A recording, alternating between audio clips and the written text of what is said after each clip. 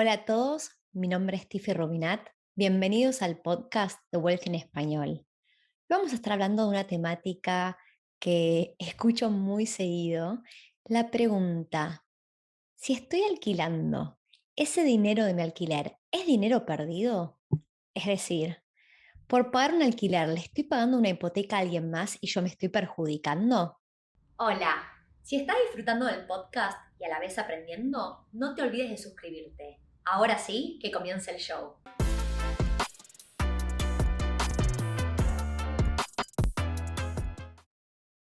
Para arrancar con el episodio de hoy, vamos a hablar mucho de una palabra que se llama rent vesting y quiero definir qué significa. Rent vesting, para mí, es cuando uno alquila donde quiere vivir y compra propiedades donde le hace sentido financiero. Y para mí, personalmente, yo vengo aplicando la estrategia rent vesting hace ya 7 años y me cierra porque vivo en un lugar espectacular, en Sydney, en los suburbios del este, que son de lo más caro que hay en Sydney. O sea, Sydney para arrancar ya es una ciudad súper cara, con lo cual si vivo en la parte más cara de una ciudad cara, es definitivamente un lugar donde yo no podría pagar. Entonces, tengo la posibilidad de tener un muy lindo lifestyle, vivir a 200 metros del mar, de la playa y darme esa calidad de vida que yo cuando me fui de Argentina estaba buscando. Quería buscar algo mejor, vivir mejor que como estaba en ese momento. Y mi sueño era no solo vivir en una ciudad con playa, sino estar literalmente al lado del mar. Entonces, me puedo permitir ese lifestyle y mientras tanto estoy armando un portafolio de inversiones y comprando propiedades donde primero y principal puedo pagarlas y me dan cada vez más libertades.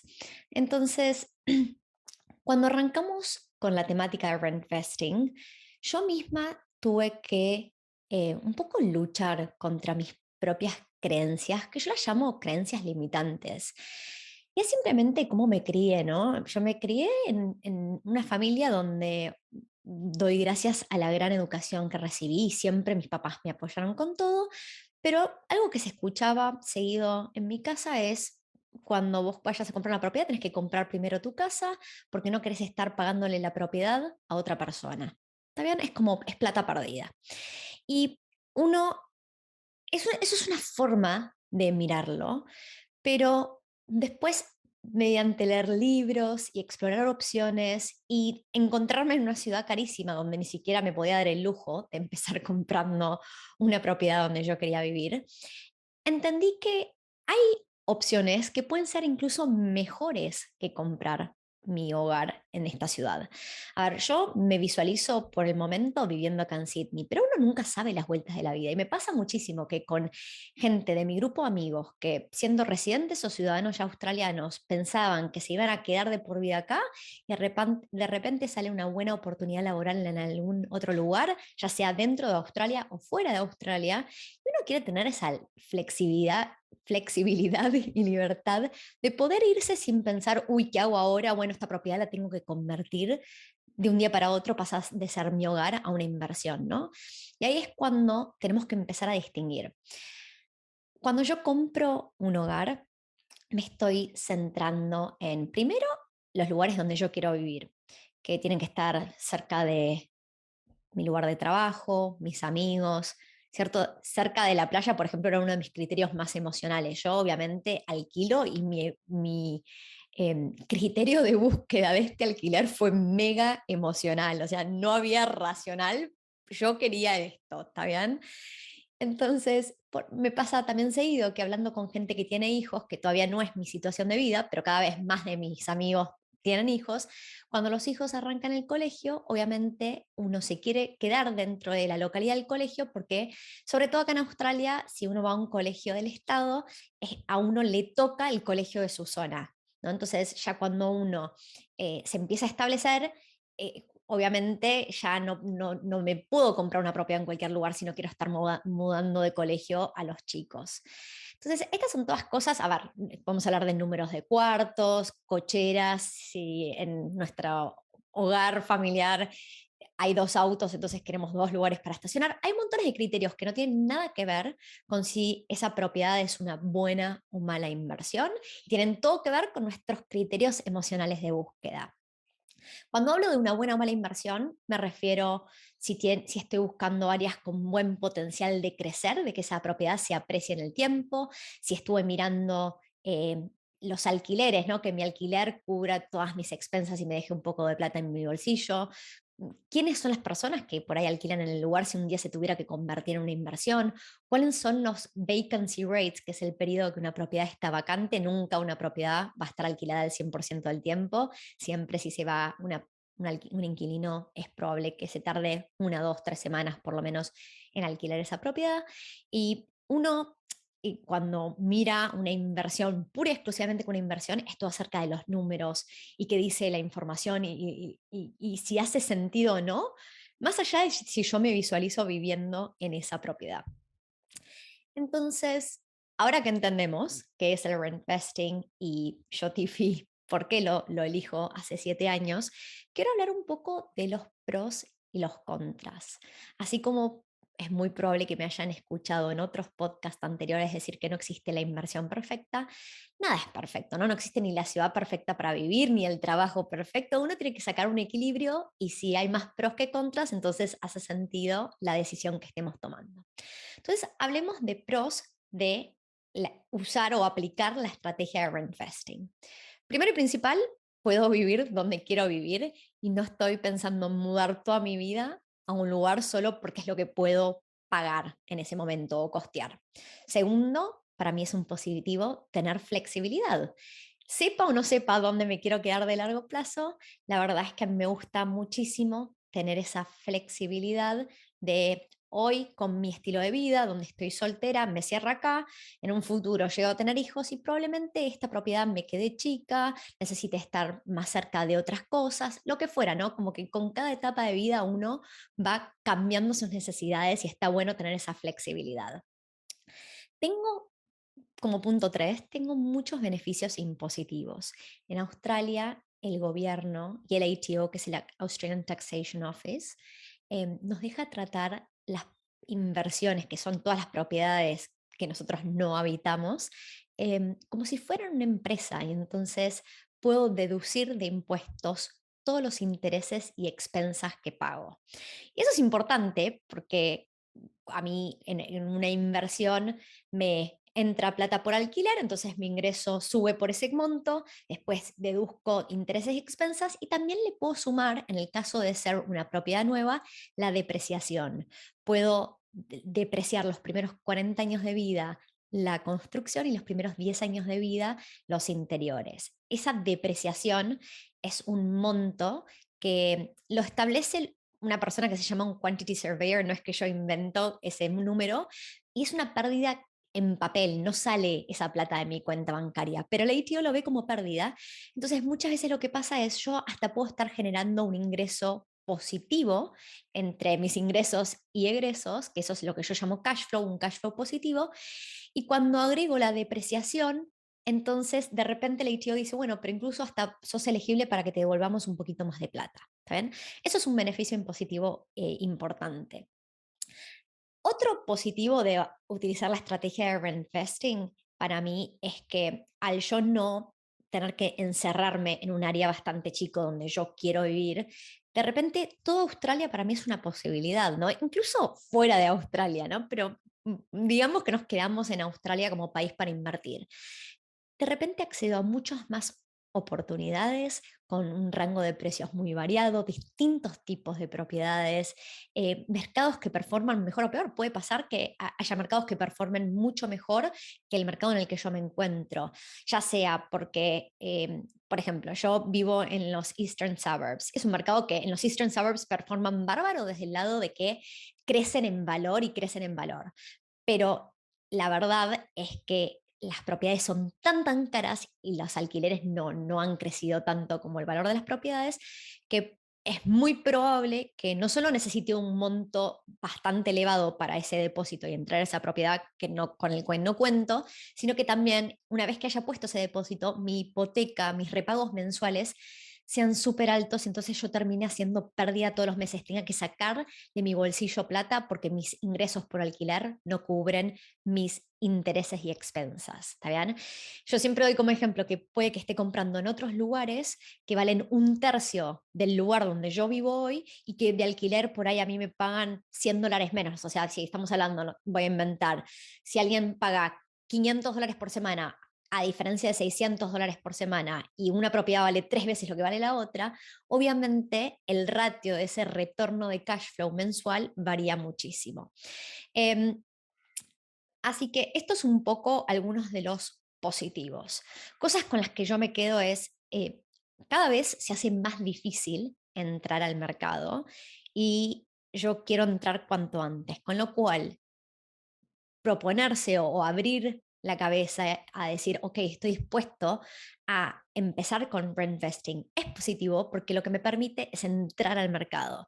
Si yo sigo ahorrando para comprar mi hogar y lo que me lleva el depósito de donde yo quiero comprar, por ahí son 2 años, por ahí en esos 2 años la propiedad siguió subiendo tanto que cuando llegaron los 2 años ahorré lo que tenía que ahorrar y ahora sigo estando lejos de poder entrar al mercado.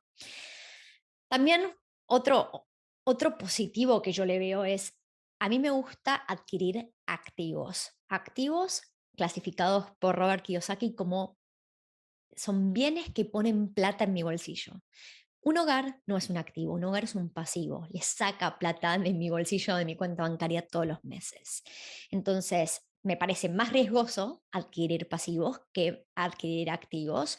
Y por sobre todo, uno de los trending topics de este momento es qué va a pasar con las tasas de interés. Obviamente acabamos de vivir un periodo en inglés sería all-time lows, las tasas de interés más bajas históricas en Australia, y se está hablando mucho acerca de qué va a pasar con las tasas de interés. Si esta es una temática que quieren profundizar, hace unas semanas atrás grabé un podcast, así que estando en YouTube pueden ver en la pantalla que les aparece el video de las tasas de interés.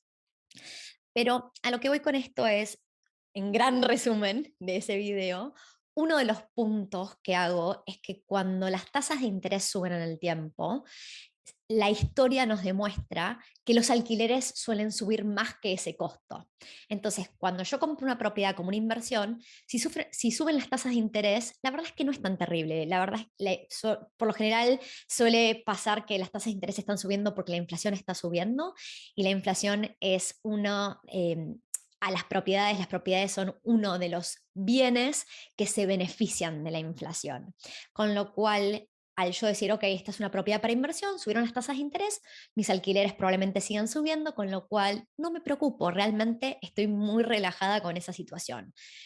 En el otro extremo, yo compro un hogar y pago de mi propia plata, de mis ingresos, probablemente de un sueldo todos los meses mi hipoteca. Si mi tasa de interés sube y mis otros gastos suben por la inflación, a ver, estoy esperando que ojalá que mi sueldo haya subido, pero cada vez yo estoy más atada a mi trabajo y mi sueldo.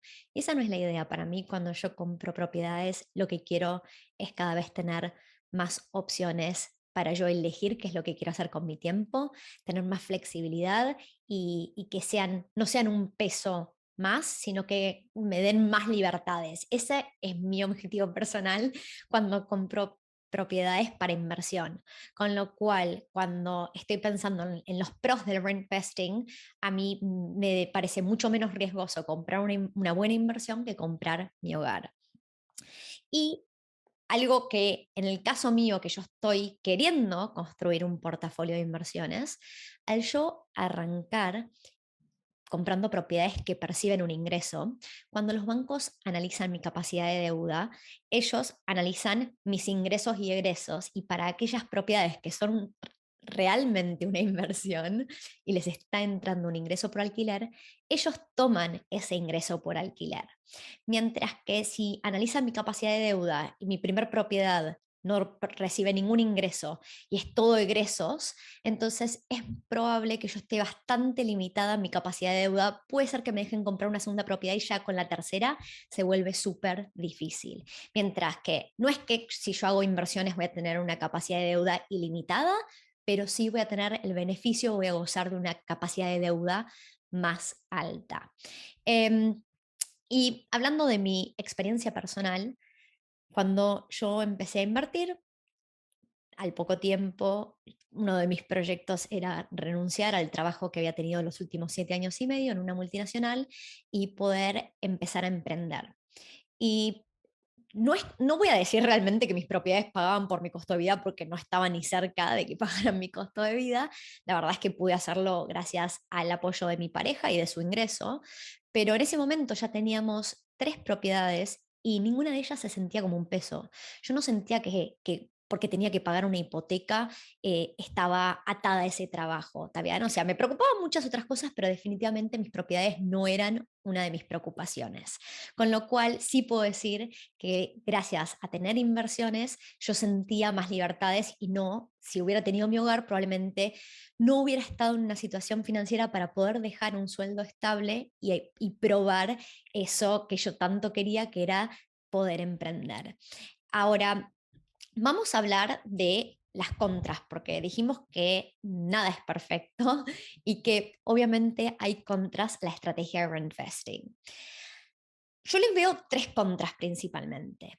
La primera es que uno no tiene asegurado el quedarse en esa propiedad más allá de lo que el contrato de alquiler determine. Entonces, cuando uno está buscando estabilidad, y sobre todo entiendo para la gente que entra en esa etapa de tener hijos y que quiere tener la estabilidad por el colegio de los hijos, se vuelve un poco más difícil. Esa es una gran contra. Hay muchas personas que su sueño es tener su propio lugar y que nadie los pueda mover de ahí, ¿está bien? Entonces, obviamente, yo estoy sacrificando eso a la hora que voy por la estrategia de reinvesting. El segundo punto es que cuando uno vende las propiedades en las que no vivió, tiene que pagar impuesto a las ganancias, mientras que, y esta ley cambia bastante seguido y hay que obviamente confirmarlo cada uno con su contador, pero si uno tiene un hogar y está viviendo y lo va a vender, no se paga impuesto a las ganancias de ese hogar. ¿Saben? A ver, en particular, yo, Tiffy, estoy armando un portafolio. Yo siempre hablo de que el costo de la transacción en las propiedades es muy alto y no quiero estar haciendo trading de propiedades, quiero estar comprando y acumulando propiedades. En inglés, la estrategia se llama buy and hold, ¿saben? Hold over time. Con lo cual, si fue mi hogar, pero después de un par de años ya no es mi hogar, después de un tiempo, incluso si viví en esa propiedad, sigo pagando impuestos a las ganancias. Si mi idea, Tiffy, es acumular propiedades 10, 20 años, entonces de todas maneras voy a terminar pagando impuestos a las ganancias. ¿Está bien? Esa es la segunda contra. La tercera contra, y esta es una que me pregunta mucha gente, es, bueno, Tiffy, pero yo sé que el gobierno está dando incentivos y me gustaría usarlos, es plata gratis. Y yo lo entiendo. Hablemos un poco de esos incentivos. En particular, hubo incentivos en plena época de pandemia, de mediados del 2020 hasta marzo del 2021, incluso mediados del 2021 en algún que otro estado o territorio de Australia.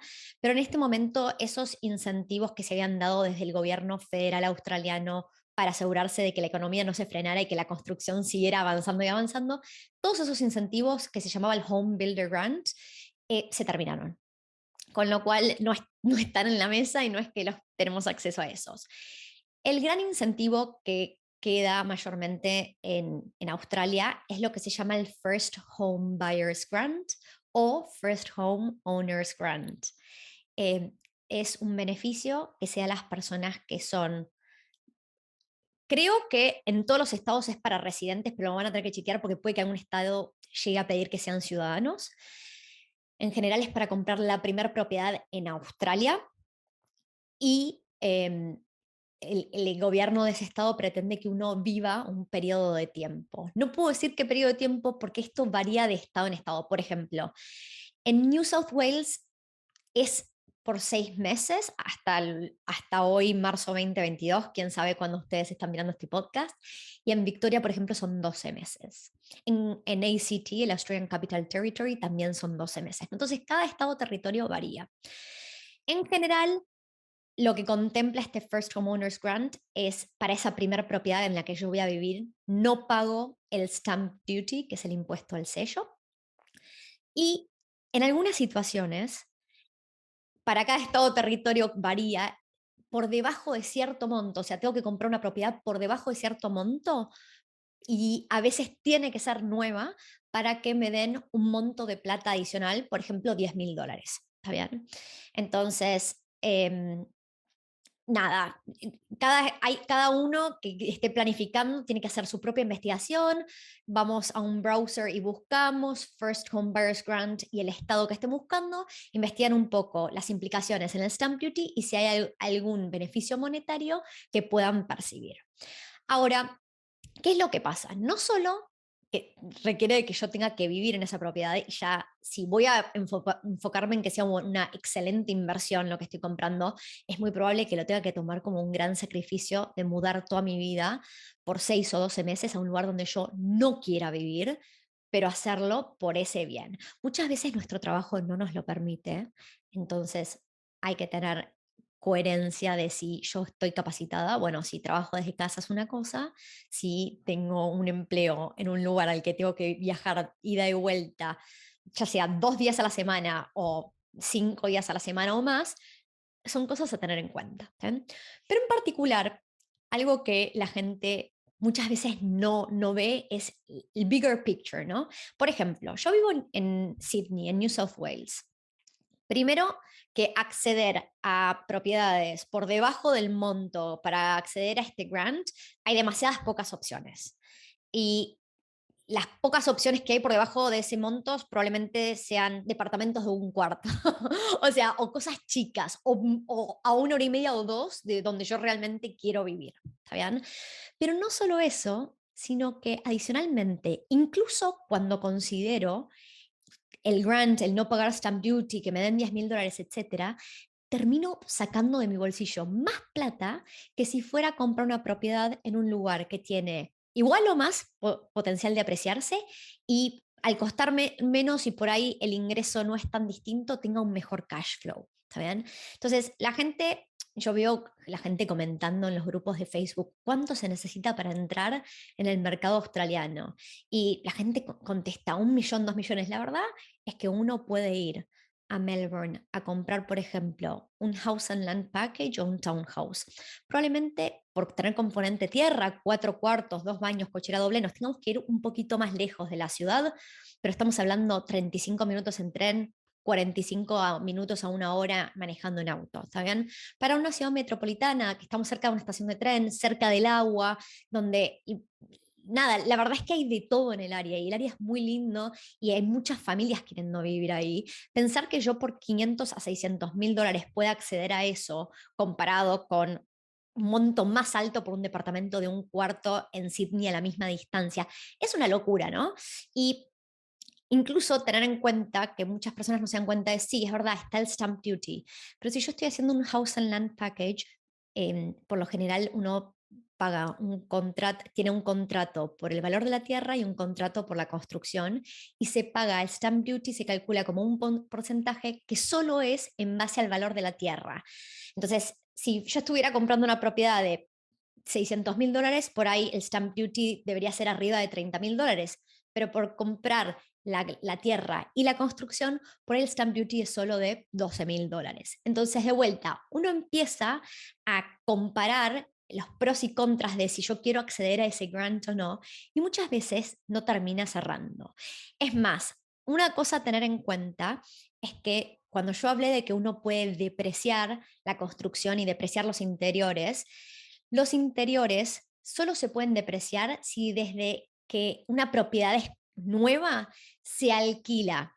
O sea, si yo viví un día ya en esa propiedad, no puedo depreciar los interiores. Esta es una ley que cambió y entró en vigencia en el 2017. Antes se podía depreciar los interiores, incluso si alguien ya había vivido en esa propiedad y estábamos dentro de los 10 años. Ahora ya no se puede, con lo cual todas las personas que van por los grants y que tienen que demostrar vivir un cierto periodo de tiempo no pueden agregar la depreciación de los interiores. Y por ahí lo que me ahorré, en lo que me devuelve el ATO por esa depreciación, ya lo recuperé en los primeros 5 años, ¿está bien? Entonces, hay que ver pros y contras y si estoy dispuesto a sacrificar el no acceder a un First Homeowners Grant y las otras contras de esta estrategia por un beneficio mucho más grande.